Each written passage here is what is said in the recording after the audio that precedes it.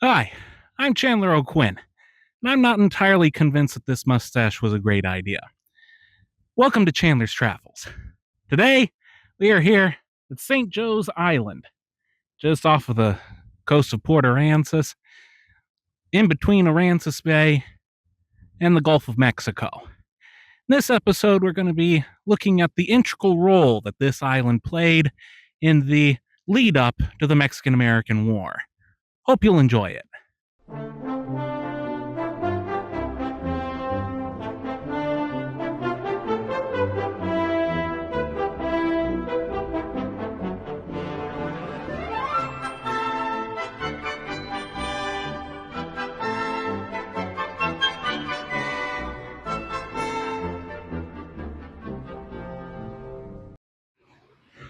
When we last left off, the Army of Observation had just received orders to come to Texas.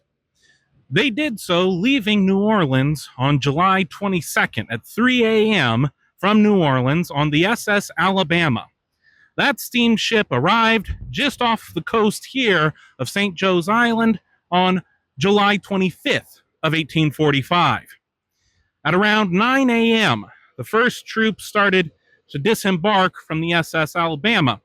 Now, the sandbars behind us were too much for the Alabama to get any closer, so it was several hundred yards off before the ships had to lay anchor there, and then smaller ships were used, smaller boats, that is, to get them about 75 yards from the shore until that became too shallow for them to actually make it all the way to the beach. So then the infantry started to disembark from those boats and make their way through the last 75 yards to make it here to the beach. At around 9 a.m. on July 25th, 1845, the United States flag was raised over Texas soil officially for the very first time. That happened right here on St. Joe's Island in one of the sand dunes just off of the beach. After that, troops continued to come onto the shore. See, as we were talking about with the Alabama having to dock way out there in the middle of the Gulf, this was the last place that these large steamships could come. They were nowhere near going to make it towards Corpus Christi or the Nueces River in any sort or fashion. So these large steamships would have to anchor off there, unload things onto St. Joe's Island, and from there they would be transported to the main army camp at Corpus Christi. So that was the vital role that this island was going to play. This was going to be many people's first view of Texas. Some of the most influential people in the Civil War would all have to disembark here. People like Ulysses S. Grant, who came here in September of 1845. He talked about landing here and watching over some of the things that they were keeping in the warehouses, and then eventually he had to make his way back to his ship. That was not the Alabama, it was the Suvia. And the captain, he said, Grant said that he went to the ship and he heard all sorts of foul sailor language, like, damn your eyes. And he goes into the ship and he sees that the captain, who is dying of consumption, he weighs 100 pounds soaking wet, is wielding a sword which is just as heavy as he is, saying that there's a mutiny here, there's a mutiny.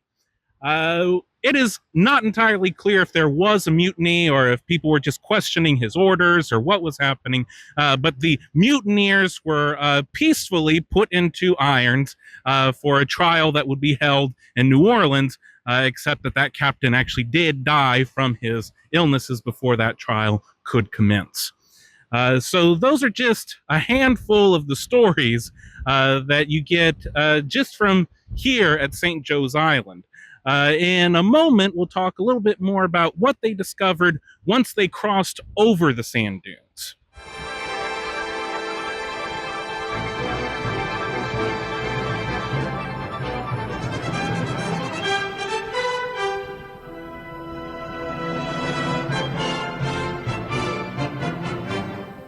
Once the infantrymen started to make their way over the dunes, they picked out a place to make a camp.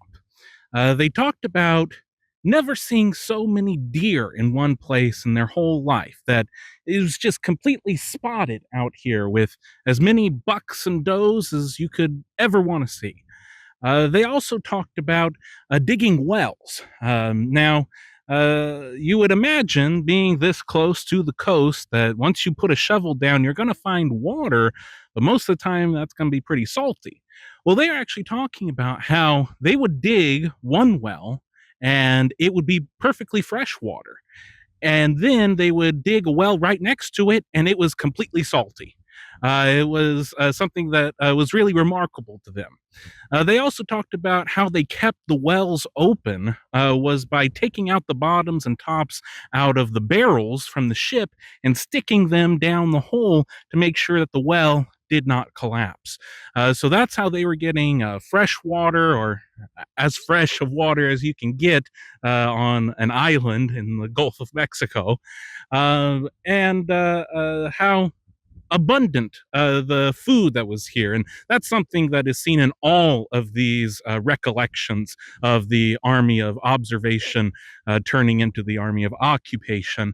The abundance of game, the abundance of fish, the abundance of oysters. They were truly eating very well here while they were experiencing Texas for the very first time.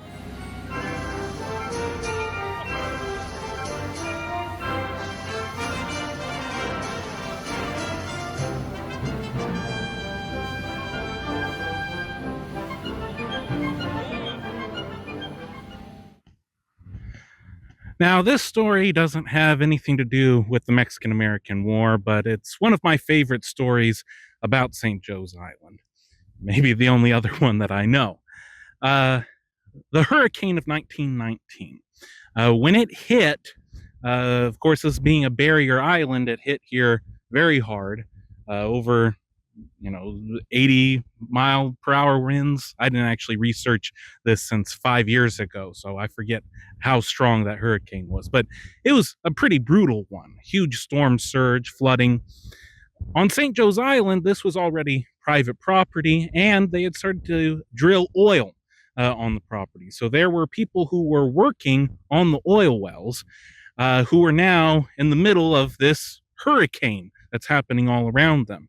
Now, the man that owned the oil wells had a big mansion further up the island. The oilmen were able to trudge their way through the wind and the floods and the rain to the mansion. They start getting up into the upper floors, eventually making it to the attic as the storm surge is following them. Then, once they're up in the attic, they're running out of places to go. They start breaking apart furniture and pieces of the roof and make these makeshift rafts with a sail and everything that they could use to hopefully peacefully glide their way through the hurricane across Aransas Bay in to Rockport. And that is what they ended up doing. And they ended up surviving because of their ingenuity and how they escaped from St. Joe's Island during the hurricane of 1919. So just thought I'd share that with you as well. After having spent a truly beautiful and pleasant afternoon in the nearly deserted St. Joe's Island, truly it is hard to think that this is just a few minutes away from the very crowded beaches of Port Aransas. I felt that it was time for me to leave the island, but there was something that I had to do before I could leave. I had to raise the stars and stripes over the dunes of St. Joe's, just as it was done for the first time in Texas 180 years ago.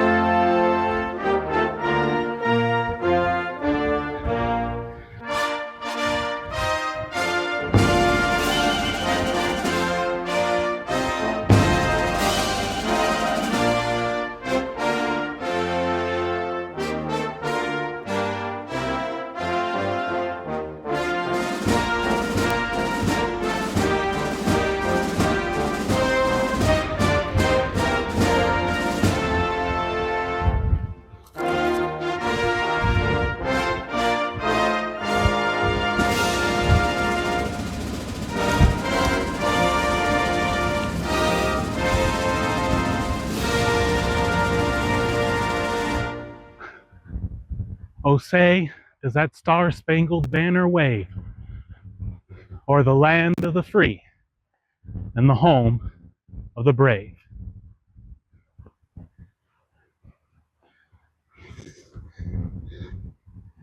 Ladies and gentlemen, rock and roll.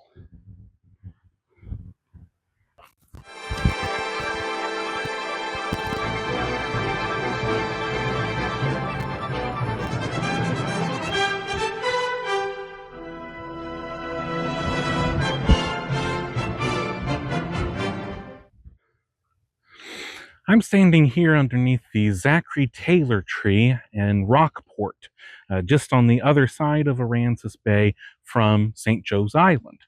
The story behind how Zachary Taylor tree got its name, well, we have three very important trees in the Rockport area. None of them have very creative names. Over at Lamar, there's a tree that's over 5,000 years old. It's a live oak. It's very big. It is called the Big Tree. Over at the Fulton Mansion, behind it, there's a tree that has a windmill inside of it. That was blown into the tree during the storm of 1919. It's called the Windmill Tree.